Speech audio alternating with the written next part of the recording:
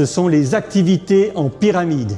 Alors non, ce ne sont pas des élèves qui montent sur le dos les uns des autres et qui font des superbes figures dignes des meilleurs gymnastes. Les activités en pyramide, c'est en fait une manière de gérer les réflexions.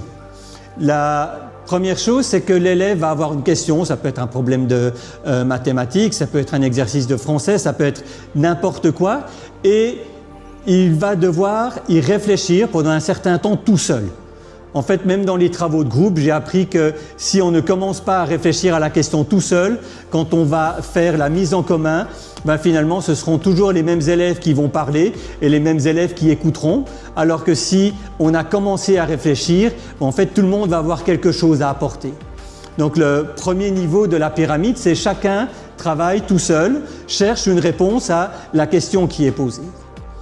Le deuxième niveau, ça va être une petite mise en commun, c'est-à-dire une mise en commun avec peu d'élèves. Ça peut être par deux ou, comme fonctionne ma classe, ça peut être aussi avec des groupes de 4, 3 ou 4, où on va faire une première mise en commun. Et la mise en commun, c'est quelque chose qui s'apprend. J'ai écrit un article sur mon blog il y a quelques mois qui dit que le travail en groupe, ça ne se décrète pas. Je vous le mets en fiche là aussi. Et en fait,